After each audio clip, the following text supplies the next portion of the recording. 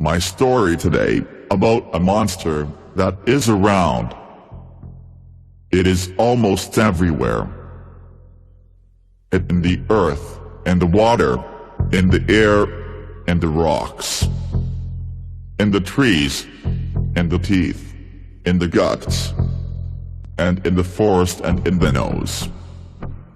It pierces us with its nasty tentacles and sows everywhere its spore. From her suffer and slowly die trees, plants, animals, people. She is that monster, parasite. It's not just microbes, micro-robots. It is the queen of mildew, cobwebs and mucus itself. This is mycelium. All mushrooms are just the tip of the iceberg of a large web, networks of this organism. Mushrooms are only a visible part. Growths of mycelium, this is the tip of the iceberg. The mushrooms that climb to the surface are needed in order to spread the spores that are located under the dome mushroom skirt, which is called a hat.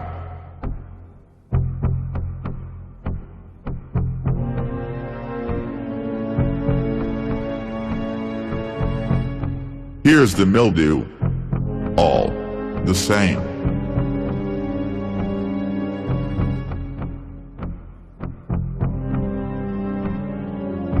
The same hats, turning into a bag with spores.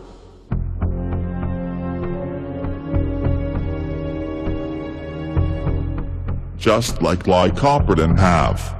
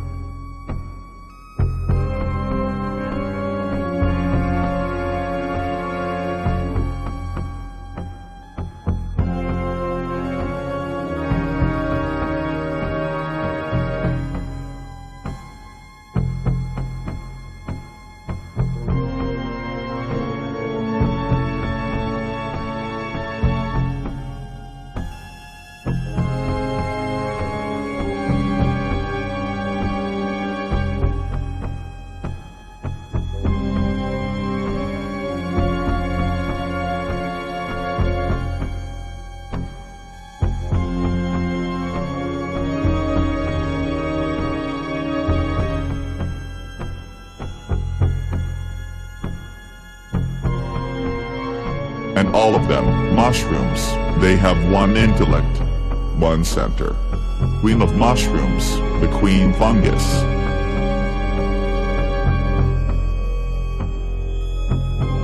Here are the observations and conclusions of one professor who studied mobile mildew for about 70 years. He discovered that it is nothing more than a bag of amoebas in the mucosa. They demonstrate the form of intellect.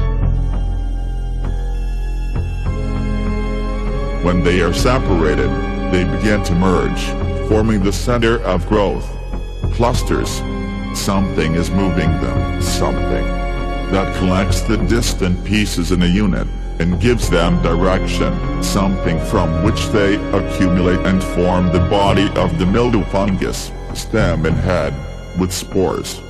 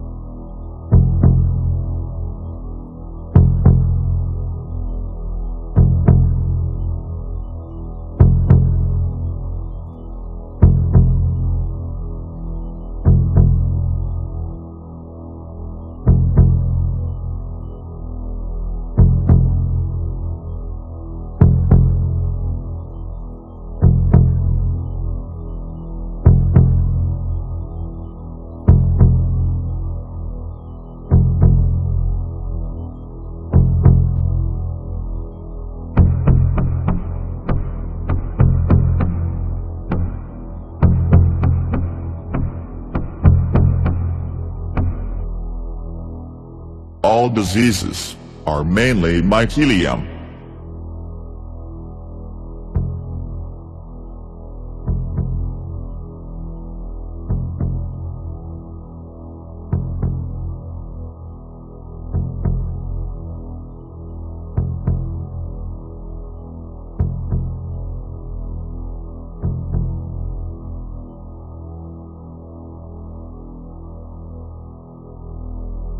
On Russian, flu is spelled grip, P on the end, and mushroom is spelled grib, B on the end. The letter B in the word grib is changed to make a confusion. Some kind of virus of grip? No, this flu is caused by the infestation of mycelium. It slowly kills, infiltrating and gobbling the flesh. Trees could live hundreds of years. They are immortal. They are not dying of aging.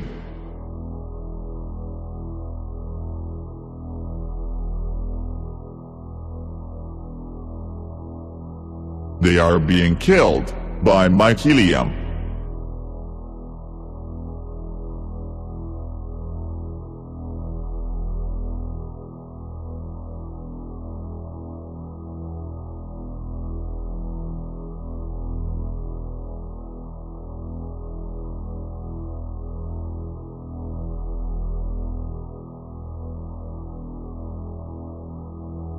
Garden trees are being killed by mycelium. They hardly reach the age of 20 years. What you see on the leaves is called black cancer.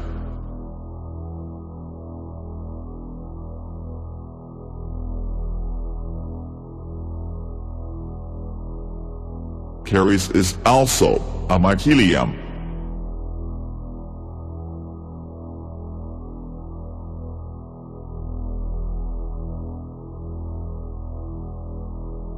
Dandruff is a mycelium.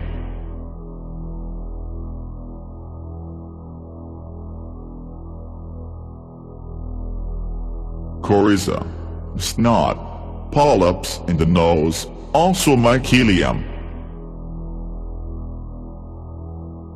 To protect the ears from the fungus, the body secretes sulfur. People even said that if you do not clean your ears, mushrooms will grow in it. So it means that there were cases.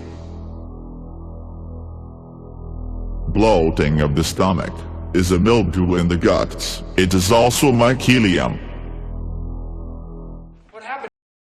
It's a lichen fungus, external manifestation of mycelium in the body of the carrier. Rick ate some berries and the...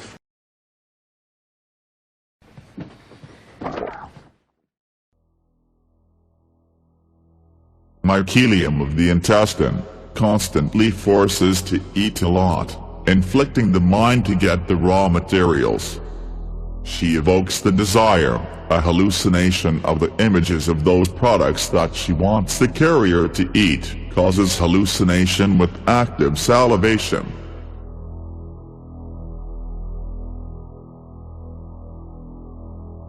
And punishes for disobedience, for conscious refusal, abstinence. Basically, these are products containing animal protein, fatty and delicious, stuffed with hormones and steroids.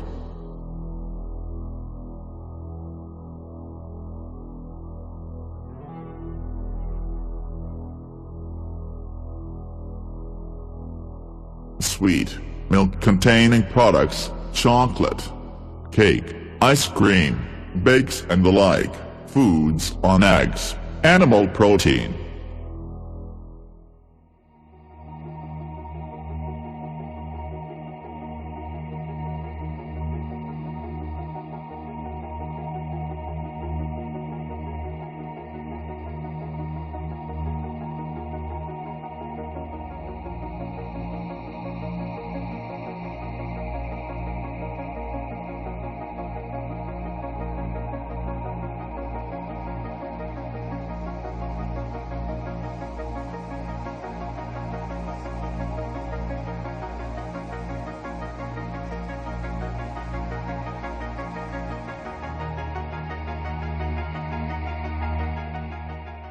Давайте поговорим о дрожжах. В пекарной промышленности, чтобы ускорить процесс, используют дрожжи. И эти дрожжи начали использовать у нас еще в 1935 году впервые. Получали их на основе самого дешевого сырья, отбросов хлопка, кукурузных початков старых и целлюлозы. И вывели такой сорт термофильных дрожжей, которые не разрушаются при термической обработке. Они попадают внутрь организма, внедряются в биосферу кишечника, засоряют все ворсинки кишечника. И даже, представляете себе, в Германии в период Первой мировой войны испытывали эти дрожжи как биологическое оружие. И у них был такой проект, который назывался «Маленькая смерть». Больше того, был такой ученый французский с немецкой фамилией Вольф, который провел эксперимент. Он посадил раковую опухоль в пробирку с такими дрожжами. Она стала с огромной скоростью расти. Как только эти дрожжи с этой пробирки убрали, рост опухоли прекратился. То есть понимаете, насколько это вредно. И самое интересное, что это входит в ГОСТ. Так вот, хлеб, испеченный по ГОСТу, он имеет право содержать в себе такие дрожжи.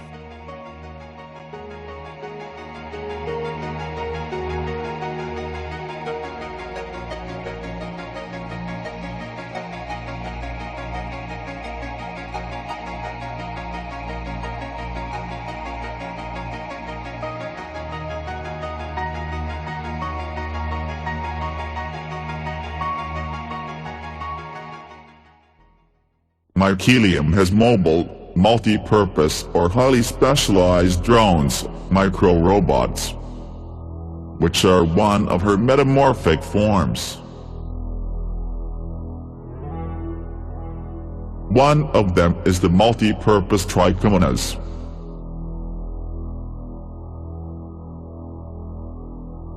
Trichomonas form spores or carry them to places where the mycelium cannot reach. Trichomonas is a part of the mycelium. It's like coral polyps, producing spores, which become jellyfish, and jellyfish again polyps.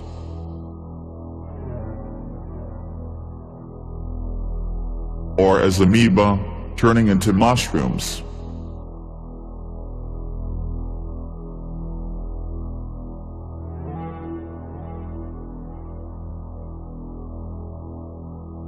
Here is some information on the internet.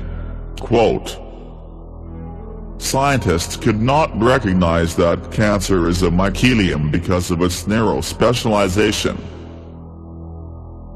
Some studied chlamydia, others mycoplasma, third trichomonad, and did not understand, not all of course, that these are the three stages of development of a single fungus, which by the way were studied by the fourth scientists. These stages are visible on the example of the mud mushroom, called slime mold. It goes through several stages of development. From the spores grow amoeba and flagella. They dance in the mucous mass of the fungus, merge into larger cells with several nuclei, and then they form a classic mushroom on the leg, which vomits the spores when drying up. And everything repeats. End of the quote.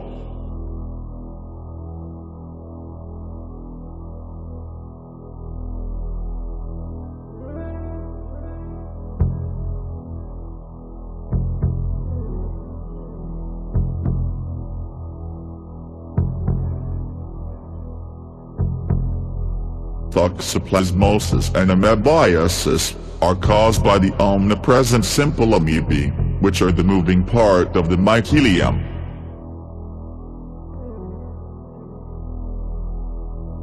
Trichomoniasis, giardiasis, toxoplasmosis, amoebiasis, chlamydiasis, lichen, cancer, weakened immunity does not oppose them, as well as parasites, helminths.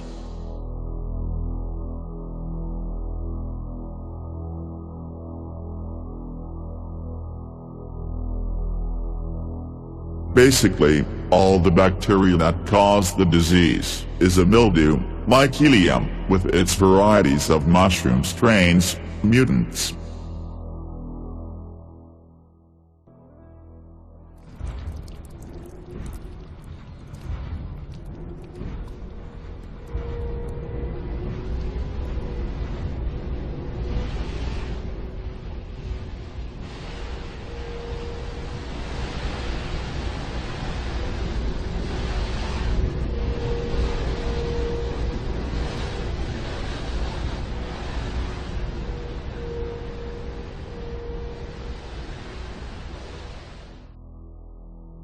The infested say that trees die from old age, that's why they are overgrown by mushrooms, that if it's time for them to die, that it is necessary, that it is normal, like a natural thing.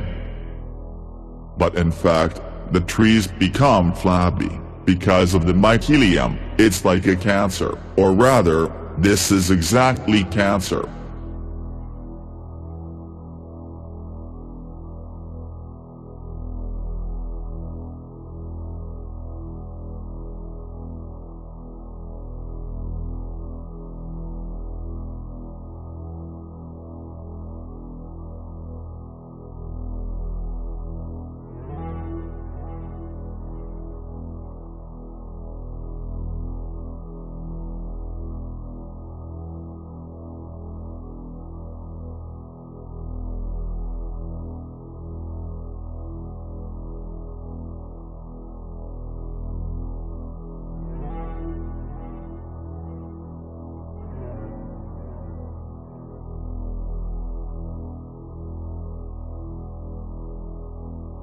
Cancer with metastasis is an outgrown mycelium. By metastasis, branches, this can be understood.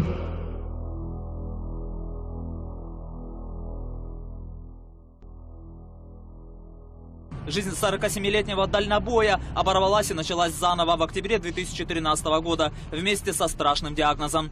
Злокачественная опухоль, рак поджелудочной железы 4-й степени. И в тот же день меня сразу выписали из больницы.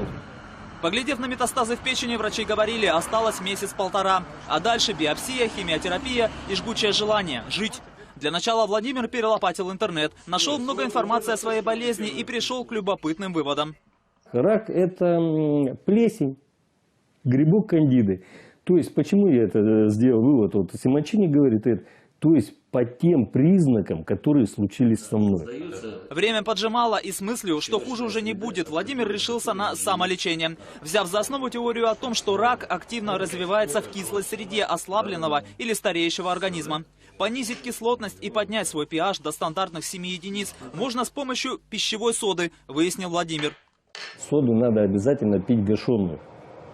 То есть, гасится она никакой не кислотой, там ничего, а гасится просто горячей водой. Реакция соды начинается с 60 градусов по Цельсию. Кружка соды за полчаса до еды по способу доктора Симончини. На завтрак овсяная каша, сдобренная медом и конопляным маслом для повышения иммунитета. На обед 10 капель перекиси водорода, согласно рецепту профессора Неумывакина, и не есть после 6. Спустя неделю такой диеты УЗИ показала, что опухоль у Владимира уменьшилась на 2 мм. А после капельниц с раствором соды, то ли вопреки, то ли благодаря такому стрессу, организм передумал умирать. Через полгода от опухоли осталась лишь оболочка, а метастазы уменьшились в 2 раза. Сегодня Владимир Лузаев здоров. Врачи подтвердили, что опухоль полностью исчезла. Впрочем, медики относятся к этому скептически. Их можно понять, медицина не любит чудес. Рак излечим. Просто излечим и все. Всю эту информацию показали по телевизору. Вот чем я лечился, всю информацию показали по телевизору. Только никто не верит в это, потому что это настолько все дешево и просто. Поэтому так что руки опускать никогда не надо. Я думаю, что уже пора начинать общественное движение против существующих методов лечения. Официальная онкология умерла. На уровне философии и науки нельзя продолжать исследования, которые длятся более 100 лет. Это уже не наука, а интеллектуальное мошенничество. Идея о ненормальном делении клетки – это ложная идея. Рак – это не генетическое заболевание. Тулио Симончини утверждает, что традиционное объяснение природы рака совершенно неправильное. Его исследования показали, что рак – это грибковое заболевание. То есть раковые опухоли вызываются одним из видов плесени. Еще в юности, исследуя мир насекомых, Тулио Симончини был потрясен способностью тропической плесени поражать муравьев. Проникая в голову муравья, грибы плесени убивают его, а затем начинают движение наружу. Из головы мертвого муравья вырастает паразит в виде длинного стебелька, который разбрасывает вокруг себя споры грибов и инфицирует других муравьев. А вот опасность для людей, по словам Тулио Симончини, исходит от другого вида плесени – грибка кандиды, известного как возбудителя молочницы. Этот грибок живет даже в организме здоровых людей.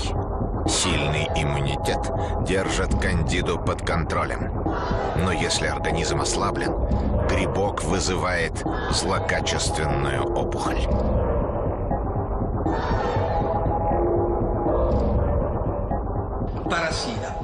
У каждого живого существа есть гриб-паразит.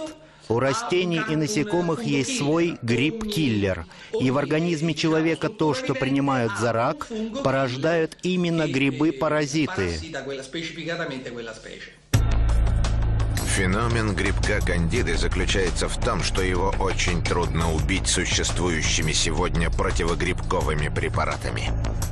Кандида быстро мутирует, приспосабливается к лекарствам и даже начинает ими питаться. Но опытным путем выяснилось, что грибки почему-то не выживают в среде бикарбоната натрия. То есть раствор обычной пищевой соды их убивает.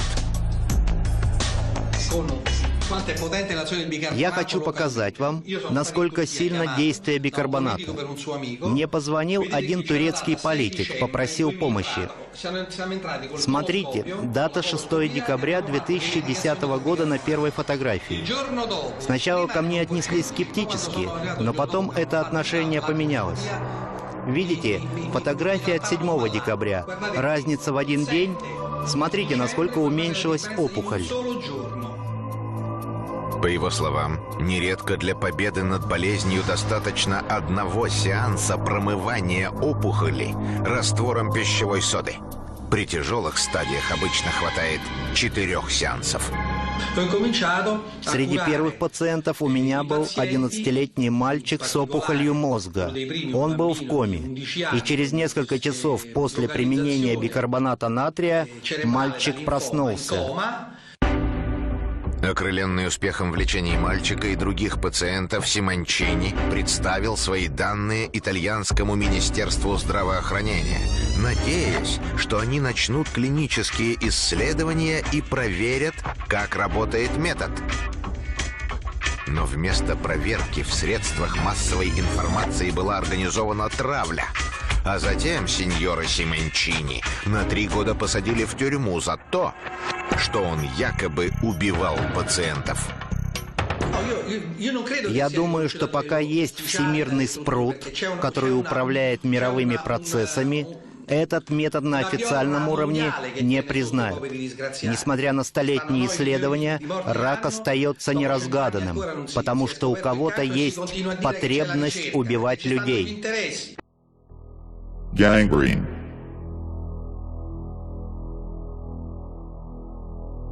Caries. And even the stones are covered by a black shit infected by a mycelium.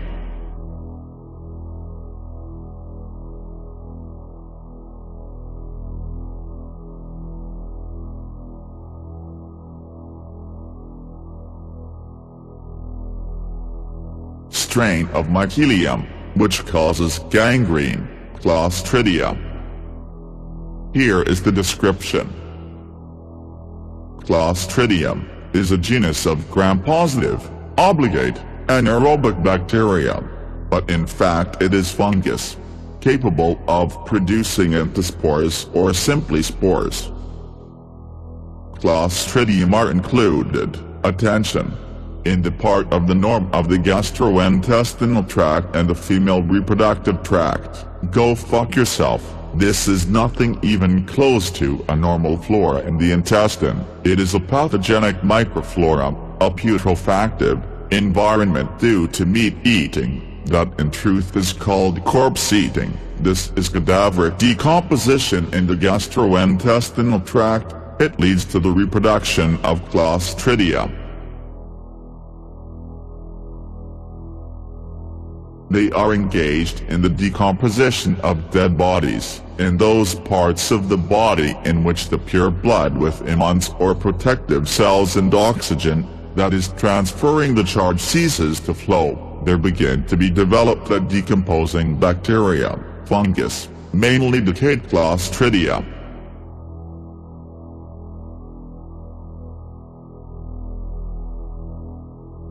Bacteria of the genus Clostridium produce the strongest known poisons, botulinum toxin, titanus plasmin and others.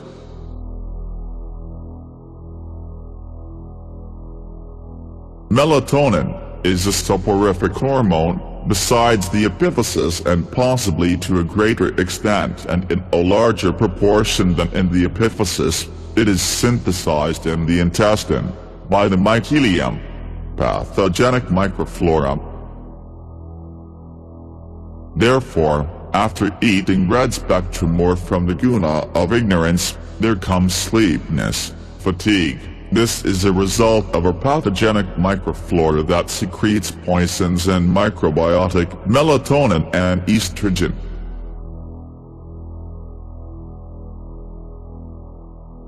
The difference between melatonin from the mycelium of the intestine and the epiphysis is in this.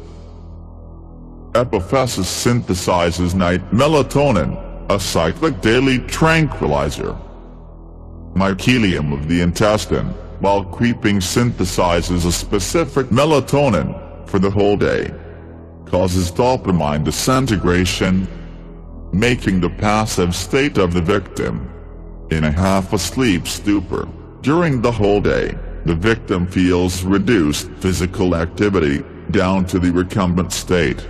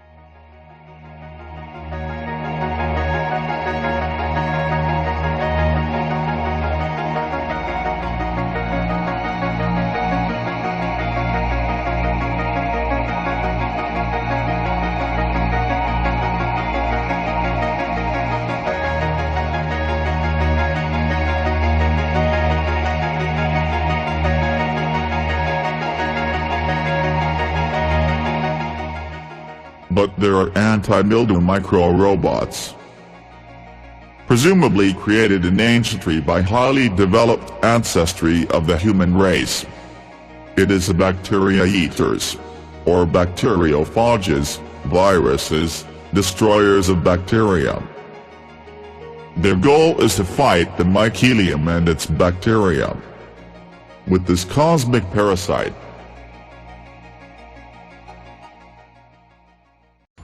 Между бактериями и поражающими их вирусами идет настоящая война, которую мы не видим, не слышим, не замечаем.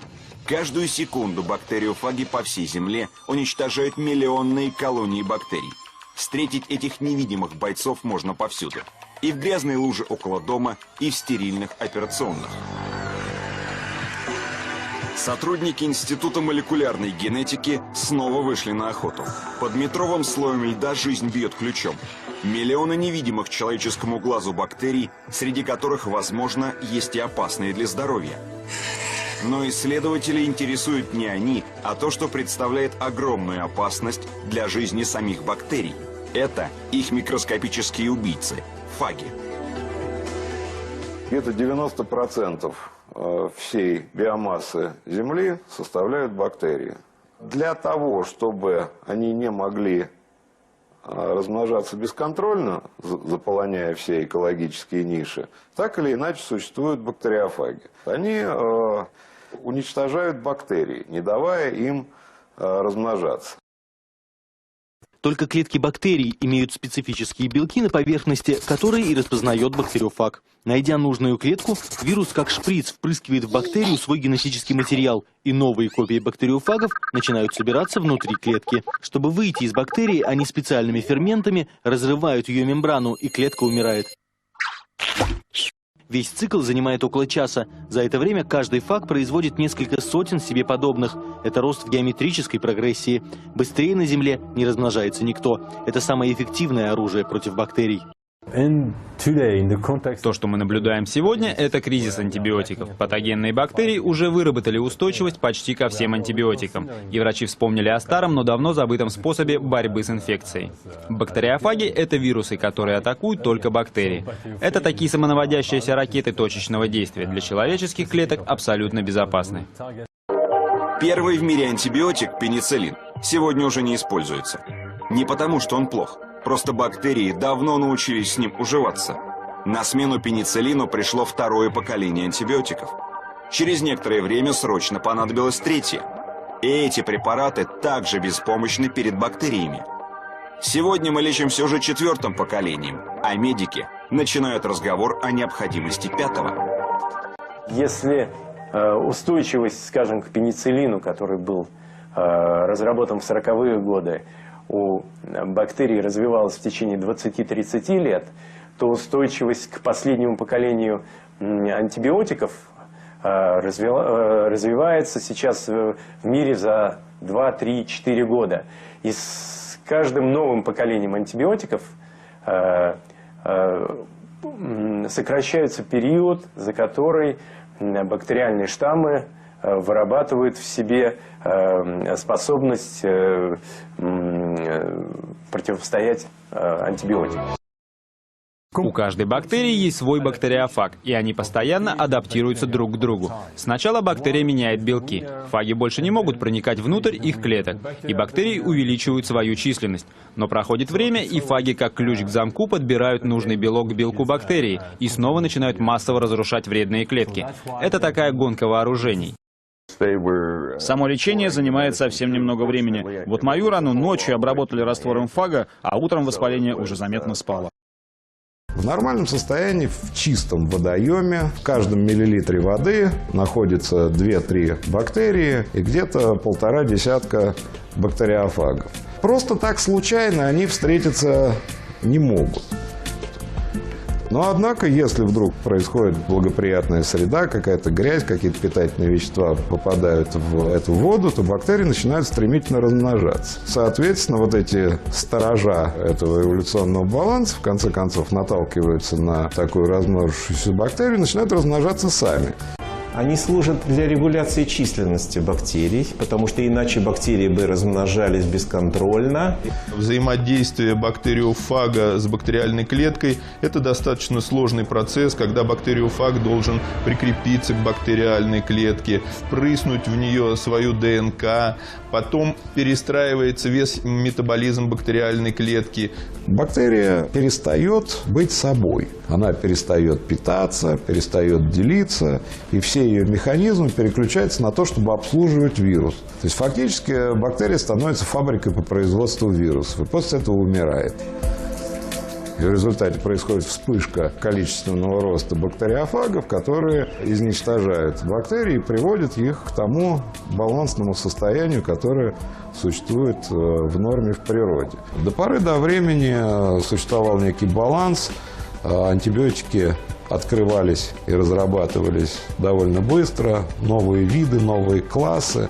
Но где-то к 90-м годам микробы стали побеждать. И уже в нулевых годах это стало очень и очень серьезной проблемой.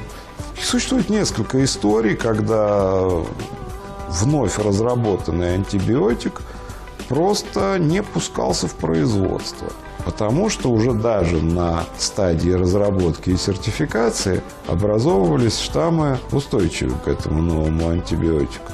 И что и особенно важно, вот эти дорогостоящие антибиотики при использовании дают резистентные формы, то путь к решению этой проблемы – разработка нового антибиотика. То есть вложить еще огромное количество средств надо для того, чтобы вывести на рынок другой продукт, к которому нет пока устойчивости. Безусловно, жизнь так устроена, что все живое приспосабливается. И когда воздействуют бактериофаги, то наверняка в популяции микроорганизмов, даже чувствительных к этим бактериофагам, найдутся мутантные варианты, которые сформируют пул устойчивых к данному бактериофагу микроорганизмов.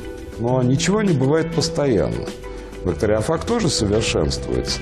И вплоть до того, что изменения генетики фага наблюдали чуть ли не в реальном времени. За несколько поколений деления микроба, все это в закрытом объеме, фаг совершенствовался так, что он опять начинал убивать этот возникший фагоустойчивый штамм. Бактериофаг можно найти быстрее, чем разработать новый антибиотик. Для применения в сельском хозяйстве не требует столь высокой степени очистки фаговых препаратов, как для человеческой медицины. И в этом плане фаготерапия в сельском хозяйстве – это весьма перспективное направление. Использование антибиотиков имеет ряд ограничений. Что касается использования антибиотиков в борьбе с болезнями растений, то эти ограничения заключаются в том, что нельзя использовать антибиотики медицинского назначения, потому что, попадая в природу, они могут вызвать резистентность, и в этом случае дальнейшее использование этих антибиотиков как средств борьбы с болезнями человека потеряет свою эффективность. Здесь у бактериофагов даже, в общем, существенная фора, я бы сказал, по отношению к антибиотикам. Почему? Потому что они нигде не накапливаются. Это чисто биологический объект, который биоразложим. То есть он сработал, не нашел себе очередной цели, и все, там солнышко посветило, ультрафиолет этот бактериофаг уничтожит. То есть не происходит накопление этих бактериофагов, как антибиотиков, в почве или в воде. И если говорить о ситуации последних лет, то наибольшая вредоносность в ряде случаев проявляют именно бактериозы. Ожог плодовых, черная ножка картофеля, кольцевая гниль картофеля, слизистые и сосудистые бактериозы капусты. Это болезни, против которых очень сложно найти эффективные меры защиты. Потому что зарегистрированные химические средства защиты растений, они эффективны против грибов и крайне малоэффективны против бактерий. Бактериофаги абсолютно безвредны для человека. То есть если этот бактериофаг специфичен к возбудителю болезней растений, то никакой опасности для человека он не представляет. Поэтому никаких ограничений в хранении, приобретении, использовании не может быть. То есть биологически это совершенно безопасный продукт. Поэтому может быть использован даже в самых небольших хозяйствах, он может использоваться и в личном приусадебных хозяйствах, он не требует какой-либо серьезных мер предосторожности. В этом смысле это, конечно, перспективный продукт для использования населения. В этом отделении военного госпиталя в Горе лежат пациенты с кишечными инфекциями, ожоговыми ранами и остеомиелитами. Все, кому антибиотики не помогают. Последняя надежда для них – бактериофаги и доктор Гурам Гвасалия. Мы занимаемся этим вопросом более 30 лет. Мы применяли в клинике и при раневой инфекции мягких тканей, при остеомиелитах. И довольно такой значимый опыт мы имеем применения бактериофагов при боевых повреждениях, в особенности минно-взрывных повреждениях мягких тканей. Во время Абхазской войны в начале 90-х доктор Гвасалия разработал фаговый препарат для полевого применения. Солдат мог опрыскивать рану прямо на поле боя спреем из флакончика. Действовало безотказно. Препарат убивал бактерии, предотвращая заражение. На Западе их просто боятся использовать, поэтому они до сих пор не стали массовым лекарством. Но в Грузии врачи еще со времен Илиавы знают, как заставить фага работать на себя. Для этого у Альфреда берут образец культуры бактерий, и в него вводят несколько фагов из коллекции Института Илиавы. В ней больше 500 различных штаммов. Всего за одну ночь на чашке становится видно, какие фаги убивают бациллы, а какие нет. На этих чашках бактериальная среда взята из раны Альфреда. Прозрачные кружки – это места, где фаги уничтожили микробов. Фагов-победителей снова помещают в чашки с бактериями, и эту процедуру повторяют иногда десятки раз. Это похоже на дрессировку. Так выбирают фага, наиболее активного против данного вида бактерий. Но процесс занимает слишком много времени. Грузинский военный госпиталь пока единственное место в мире, где готовят персональные фаговые коктейли. Это эхо советских традиций. Такого масштаба применения бактериофагов, как в Советском Союзе, нигде не было. В Советском Союзе фагов производили на конвейере, так же как антибиотики. В таком виде бактериофаги продаются в аптеке. В России 2010-го их по-прежнему используют в больницах. Проблема в том, что сегодня никто их не подбирает индивидуально для каждого пациента, как в Грузии подбирали для Альфреда.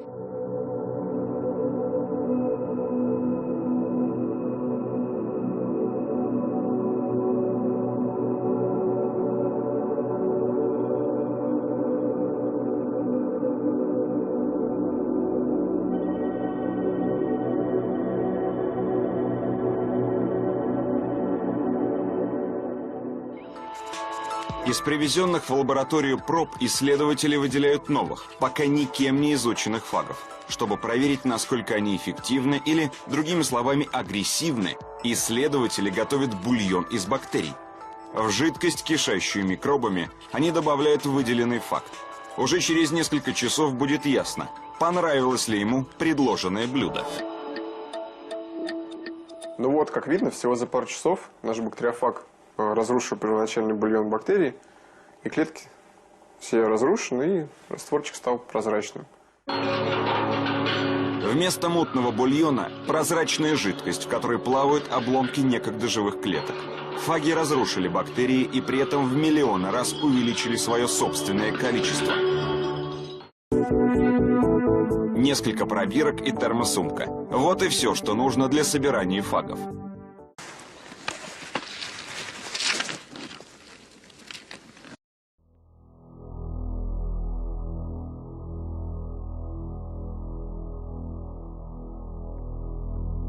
Rust is also a mushroom. Metal is not destroyed by the atmospheric oxygen.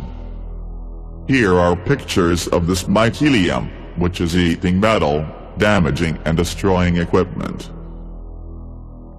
Look closely at the characteristic swelling. Even in appearance, it looks like on the metal, but not some kind of oxidation processes. On the surface of the metal appears tumors, lumps.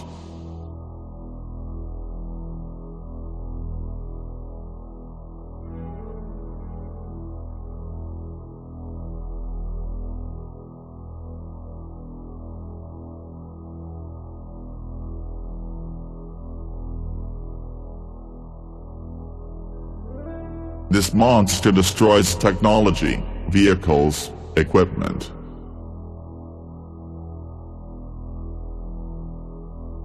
Destroys ships and marine transport.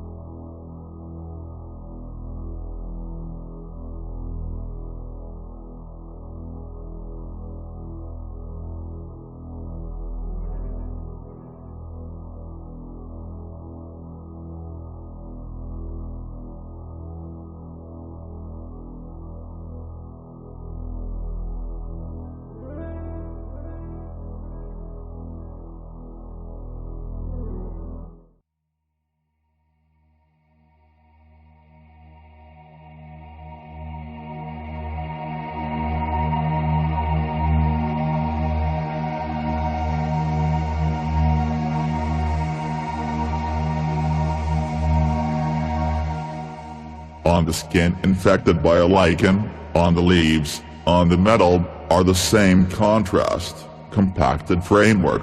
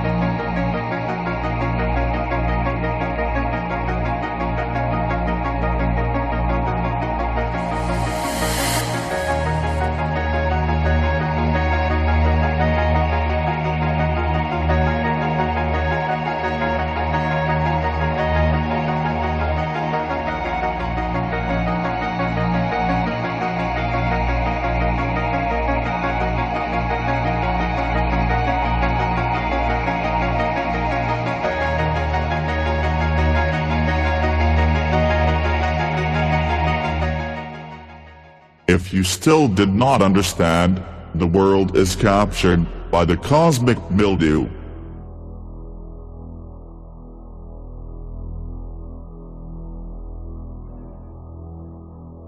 All varieties of mushrooms are part of one mildew, as well as dust, with flying spores in the air.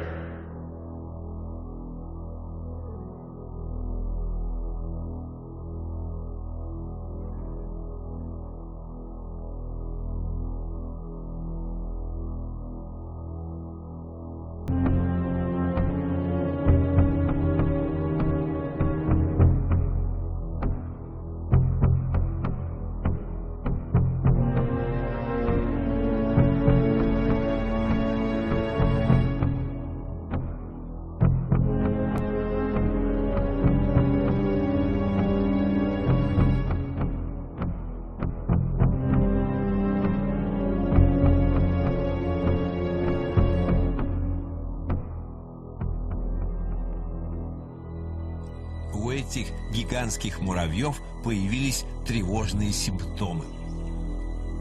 Споры паразитирующего гриба под названием кордицепс проникли в их тела и головы.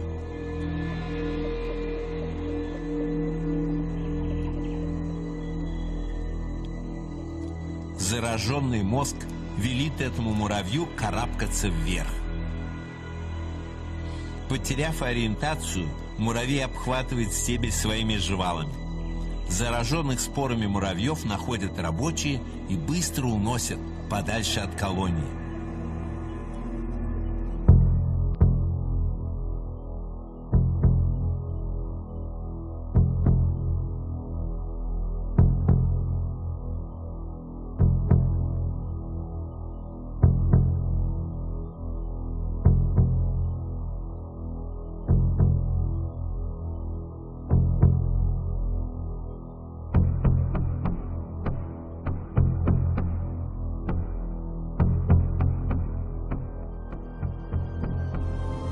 Оно растет около 3 недель, после чего на конце его начинают лопаться смертоносные споры.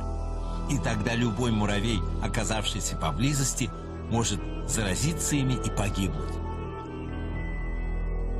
Этот гриб настолько опасен, что может уничтожить целую колонию муравьев, и жертвами этого убийцы становятся не только муравьи. Существует тысячи видов кордицепсов.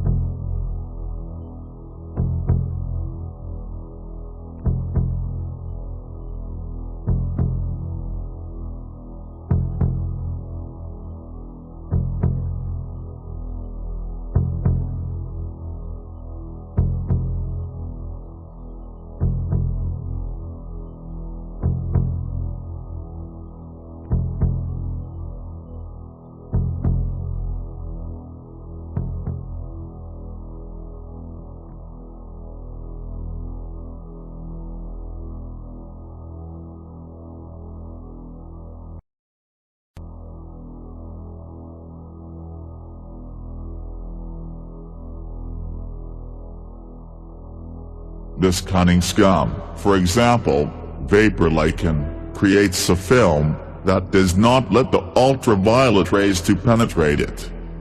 Mycelium kills ultraviolet. Favorable for her is dampness and darkness. Ultraviolet spectrum of light kills mycelium, as a quartz lamps do. Mildew benefits from dusk and high humidity when the sky is overcast, when it's damp and dark. At this time, wood, metals, food supplies, all this is actively rotting. In Tajikistan in the Ignop Valley, it is believed that the mushrooms are the heavenly lice that fell to the earth, which the Great Mother shook out of her gown on the ground. Foremother of all women. They told us this, unacceptable to all language.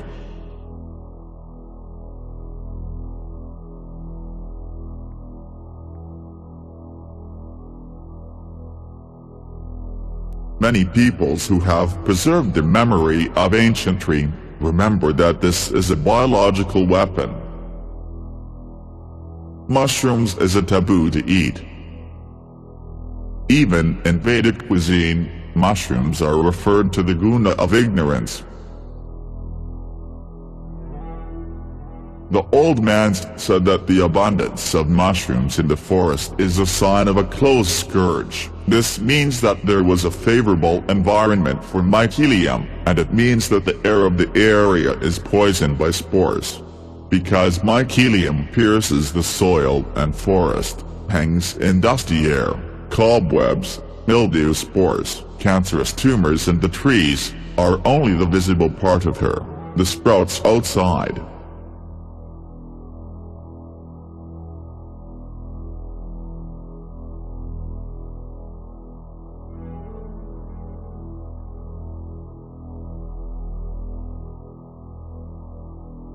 That's what's under the bark.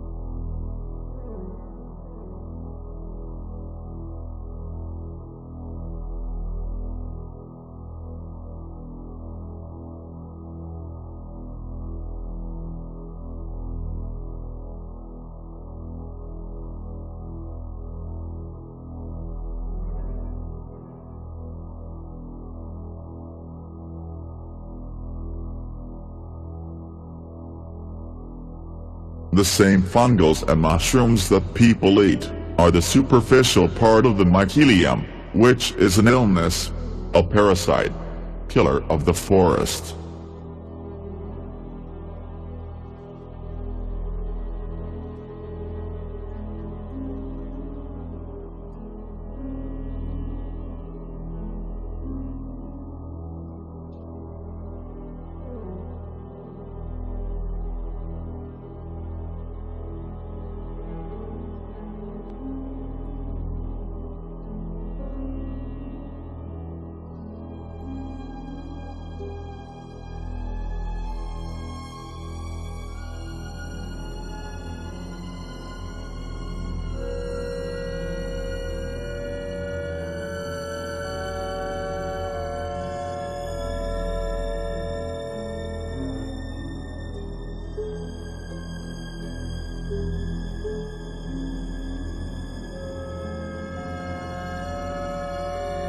Here's what on the leaves.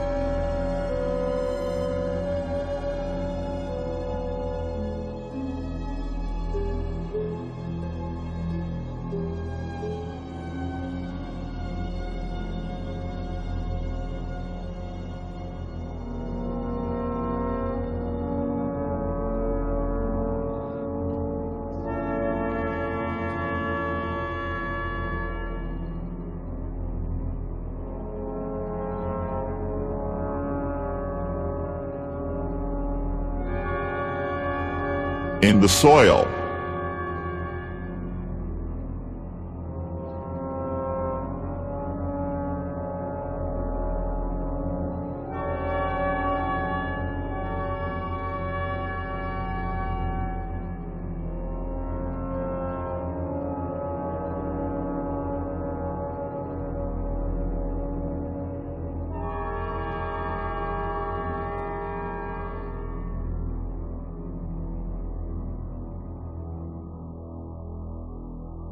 On the stones.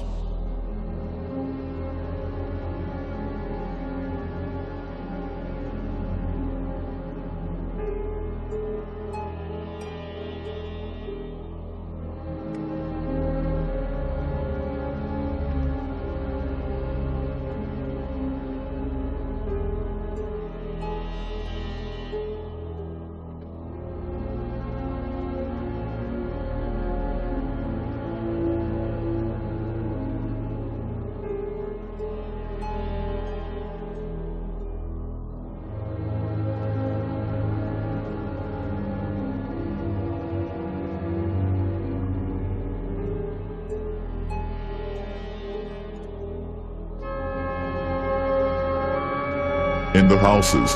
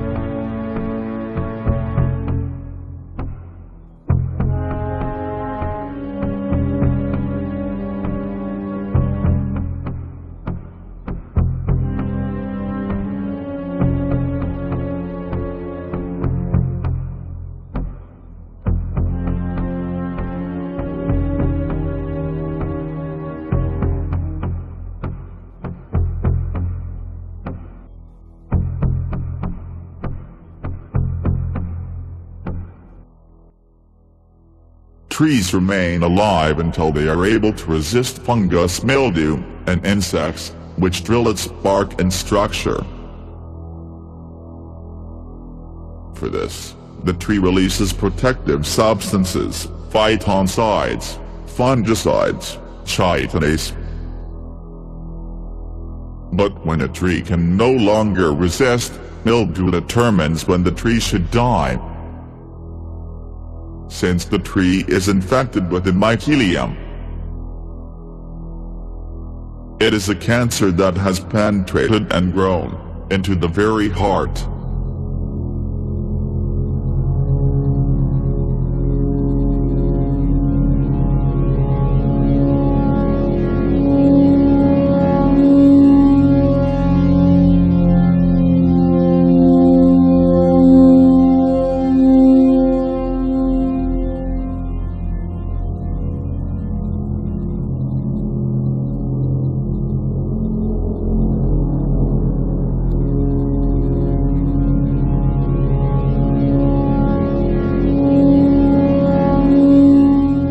Even nuts are infected.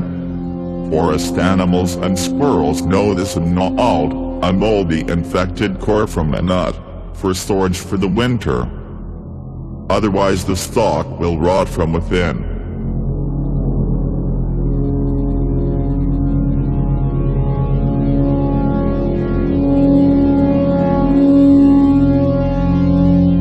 The same thing is found in apples. How did the mildew of mycelium penetrated it? Apples grew on an infected tree.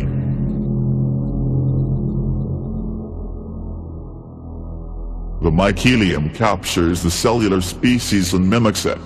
It is spreaded by this type of cells as tentacles, tumor sprouts, metastasis.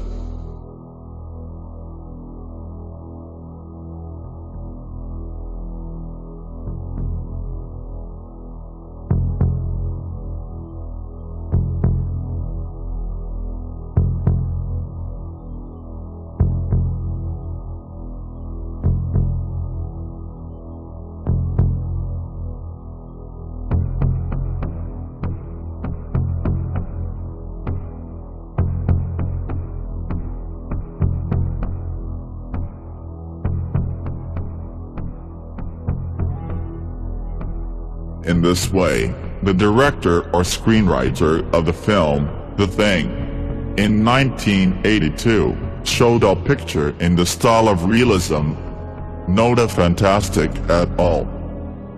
Well, this is felt in this film. Science fiction can be of two kinds. The first is a forbidden reality, and second is useless deliriums of people that are sick with the mycelium.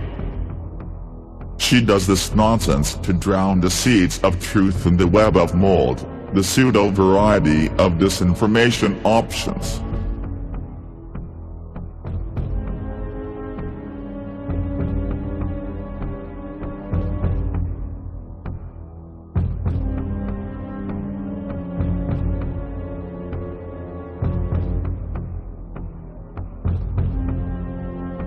That's how she grows her body using the tree cells, which people call the wooden mushrooms. They seem like they made of wood.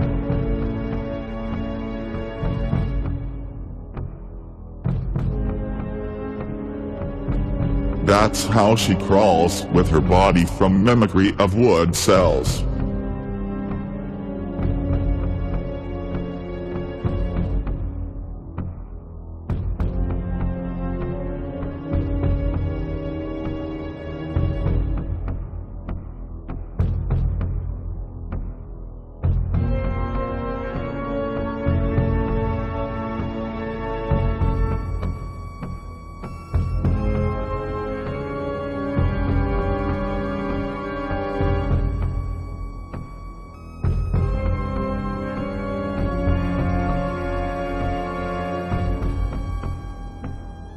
The same thing she does in the bodies of animals and humans.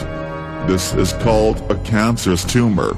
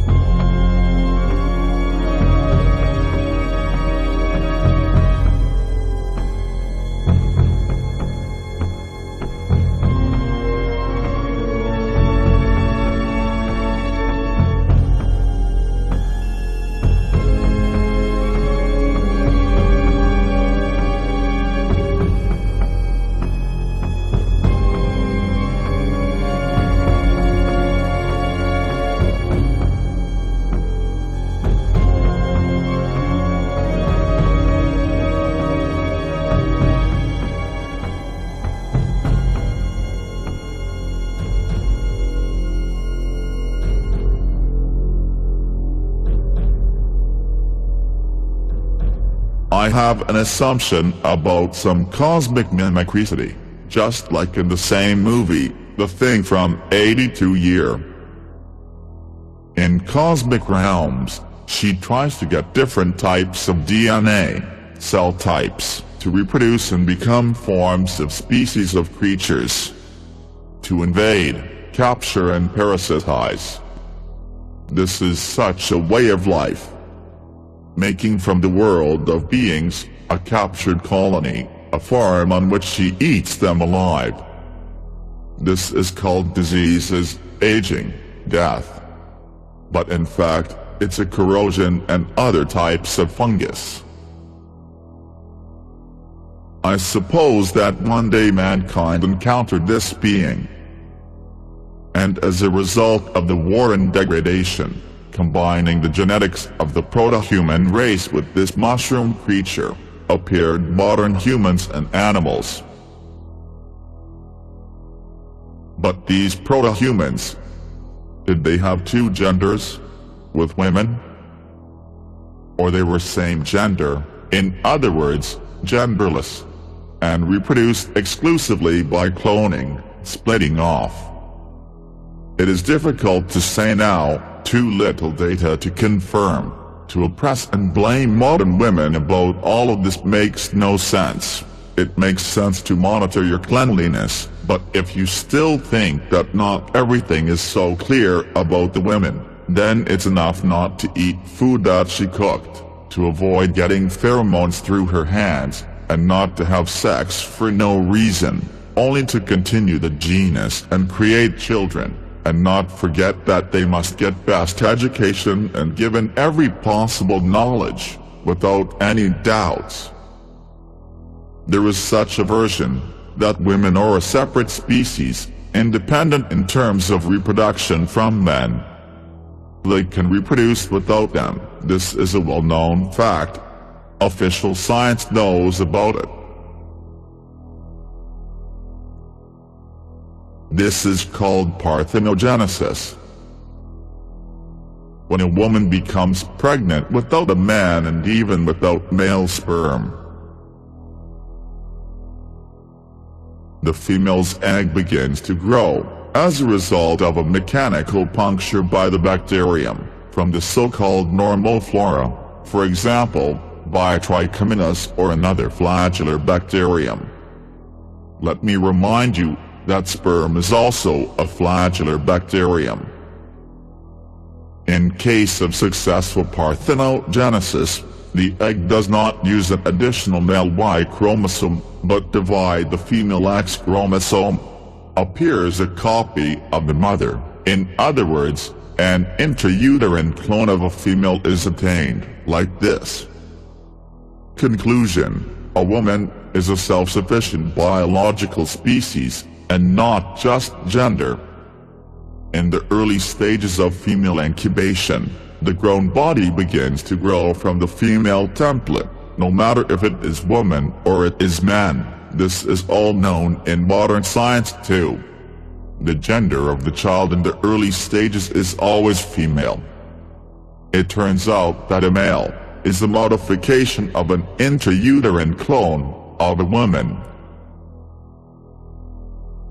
And what do you think? Why does a man need nipples on his chest? This is the remainder of the original female template. Кулинизация, возникновение наружных половых органов и превращение женской гениталии в мужские. Кроме того, начинаются другие процессы, которые препятствуют формированию внутренних женских половых органов: матки, верхней части влагалища и фаллопиевых труб. Let's talk a little about the moon. As already mentioned, the mycelium is coordinated by a remote center, perhaps to control the mildew at large distances and areas. Fungal queen needs special devices to amplify the signal, or even a powerful computer, an extra brain for processing. Such a computer with a network of signal repeaters of this creature can be on the moon, this would be the most profitable position. The moon is always turned to the ground by one side.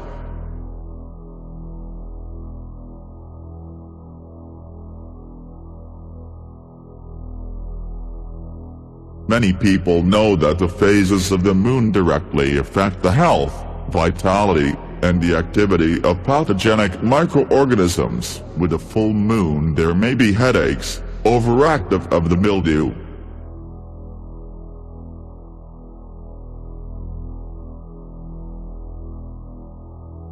In many lunar calendars, including the experience of ancestries, it is not advisable to begin construction in the full moon. Explaining this by the fact that such a structure will rust. In other words, it will be very bad. And the most favorable days are when the moon is in the outgoing phase, when only the edge is shining, a narrow sickle.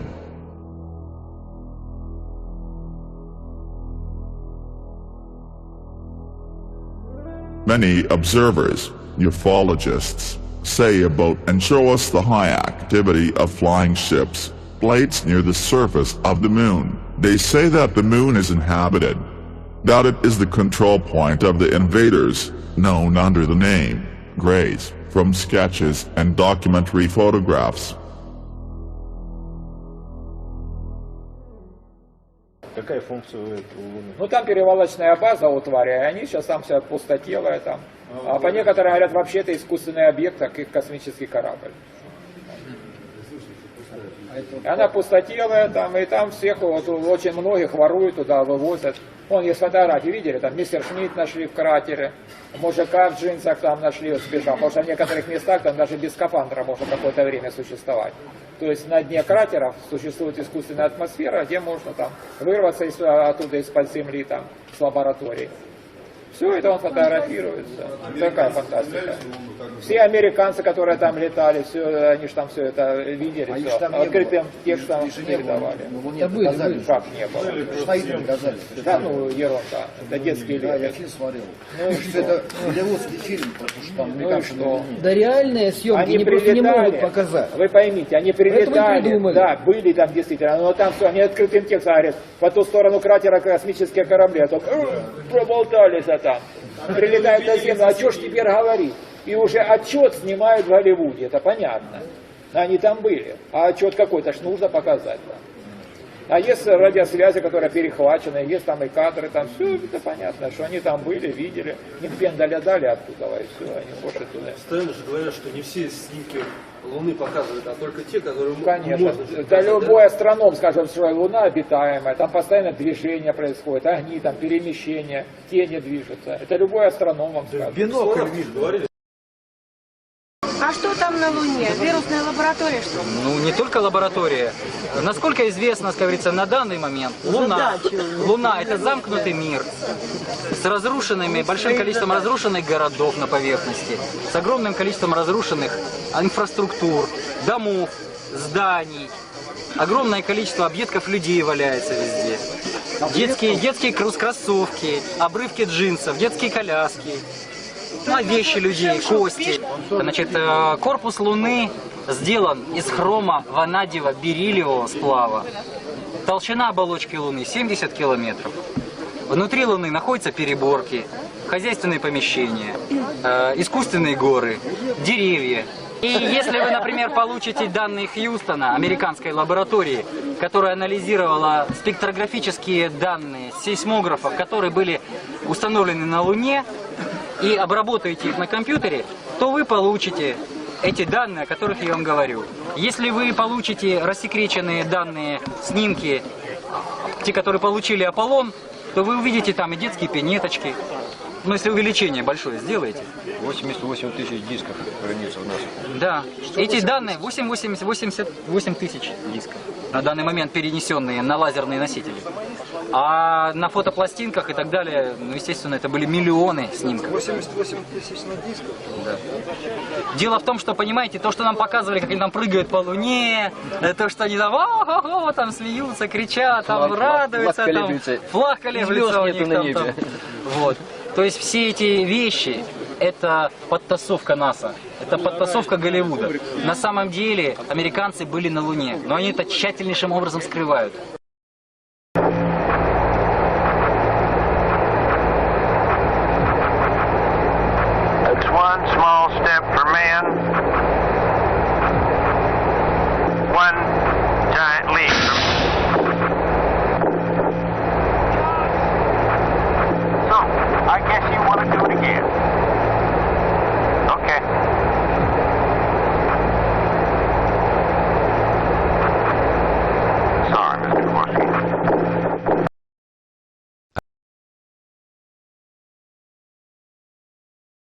They still are filming their reports in swimming pools and studios.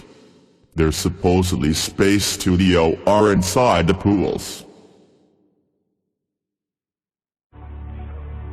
In a time of universal deceit, telling the truth is a revolutionary act. Despite the advanced technologies of multi-layered, computer-generated images, NASA is still unable to remove bubbles in space.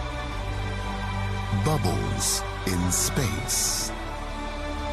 This summer, get ready for the revelation so unbelievable that only the most observant, perceptive, unbiased will figure it out.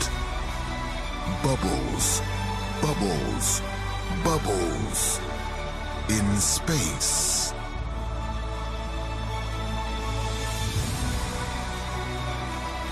Bubbles in Space starts today at theaters everywhere.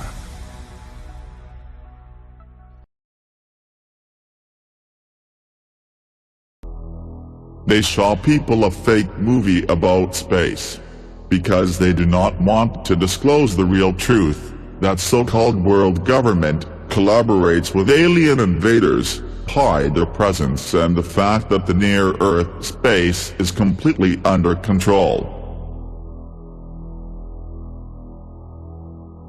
Договор международного правительства с инопланетным правительством, по которому, значит, международное правительство обязуется держать в секрете присутствие инопланетян на Земле, разрешает инопланетянам проводить эксперименты на людях, то есть воровать людей, и с помощью людей добывать им полезные ископаемые.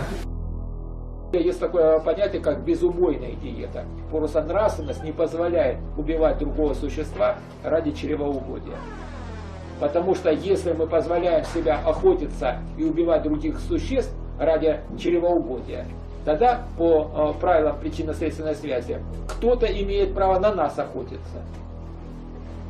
Как ударишь, так и получишь. Что посеешь, то и пожнешь. Так же.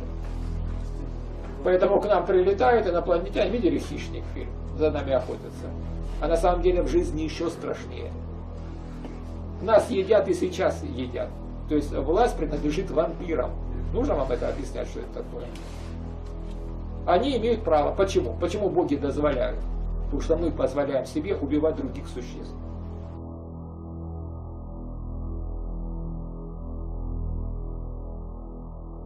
Также мы там свинью завели, Маша, Маша, там переводят, да, подросла, и к нее. Вот так и с нами поступают.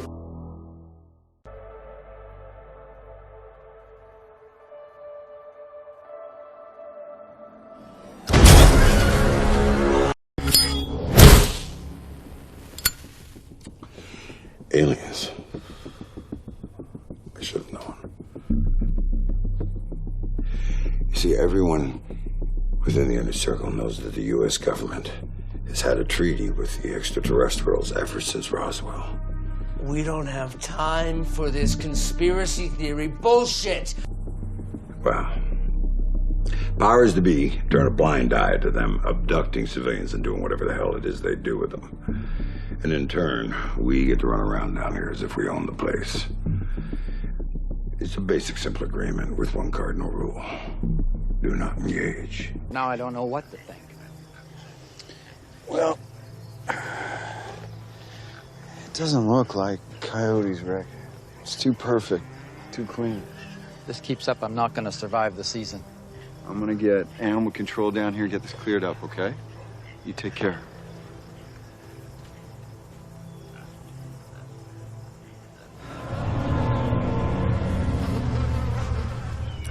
I'm over here at the Reisman farm. We've got another animal mutilation, same as the others. Copy that, Sheriff.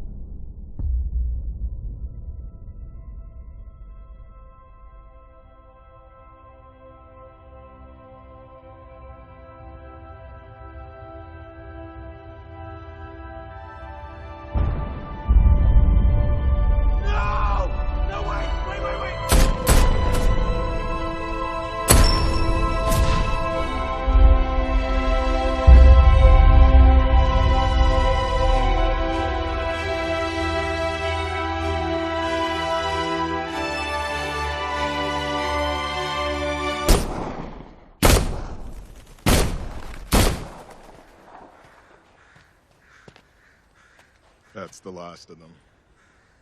Good. Do we know anything yet? Intel's still coming in, but it looks like the storm caused the crash. Like the one last year in Portugal. Fatalities? Fairly minimal. Stories are already being prepared. What should we do with the bodies?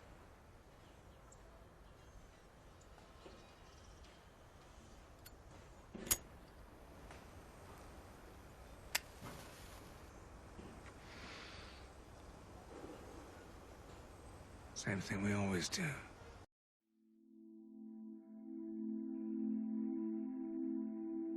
Mobile teams of rapid response are directed to eliminate debris in the remains of an aircraft crash. Eliminate living people, witnesses and participants. Return to aliens their wounded and injured.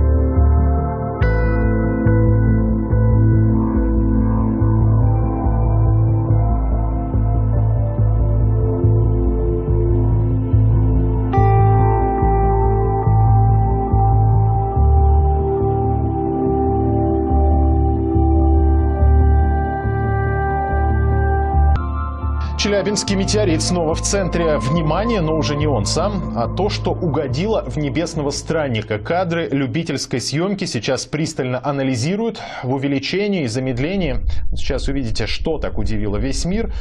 Какой-то объект подлетает к метеориту, как говорится, с тыла, прошибает его насквозь, заметно даже осколки болида, отлетевшие после попадания.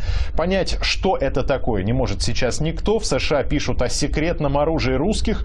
Любители порассуждать о внеземном разуме уверены, метеорит был протаранен НЛО. Собственно, после этого и произошел тот самый взрыв, от которого по всему Челябинску выбило стекла в домах. Боевая техника и 5 сотен десантников высадились этой ночью в Челябинске по приказу министра обороны. Батальон ВДВ направляется в Чебаркуль. Там пройдут масштабные учения, и эти учения внеплановые. Выгрузка личного состава и техники на аэродроме Шагол закончилась сегодня ночью. Военно-транспортные самолеты Ил-76 стали прибывать в Челябинск около 6 часов вечера. Всего прилетело 20 бортов. В них более 500 единиц личного состава и 60 единиц боевой техники.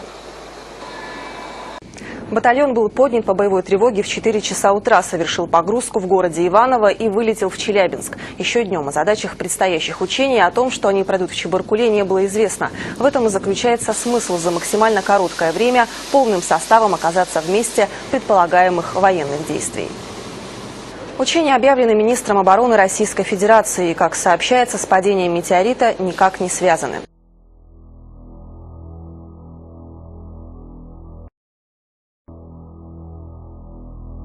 I suppose that many species of creatures and their colonies have been infected and altered. Such species as the lizards, reptiles, insects, mollusks, as well as the original proto-humans, all once faced this fungal creature that mimicries genotypes, a predatory creature, and in such a mutilated and altered form they are known to us as hostile, extraterrestrial aliens. Typical gray ones, described by witnesses, victims, ufologists, conspiracy specialists and religion pastors.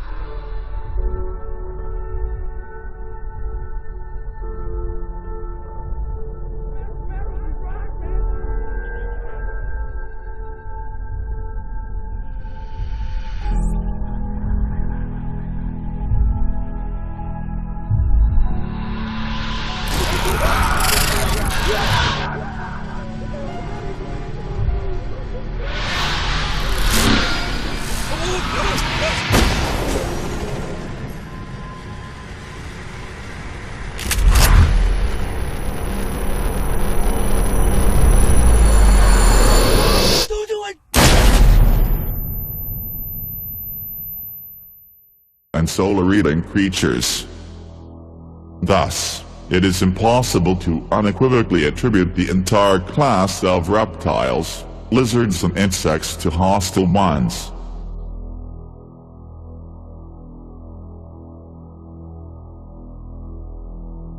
Originally a species of cosmic reptilian lizards, are reasonable and kind. They were independent, autotrophic, non-predatory creatures. They simply have such a design of physical suits, because the body is just a temporary shell.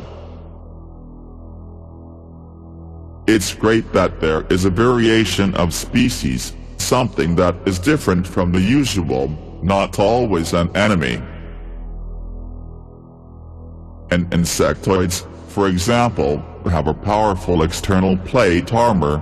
In other words, the bones are located outside. It is reasonable, a well-founded structure, fortified, for living in a rude physical world. They do not need extra clothes.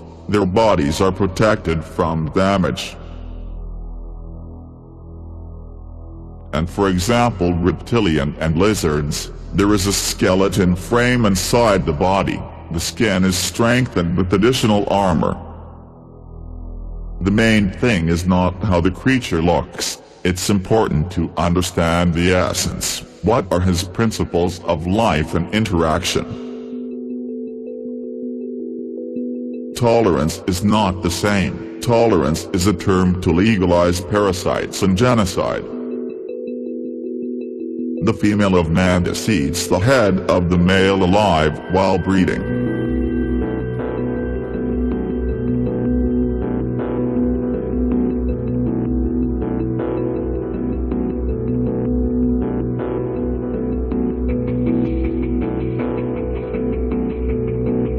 While he is in hormonal, endorphinal, morphinal, analgesic ecstasy.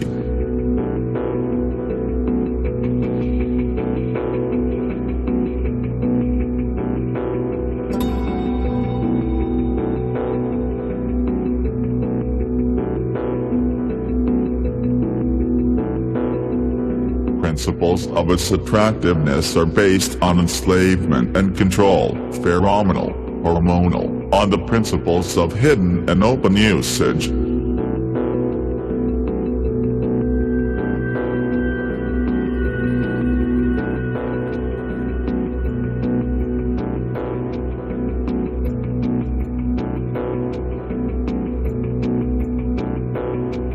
There are frankly toothy creatures, which do not use mimicry to attack and kill. Or maybe they use? And in the end, small notes.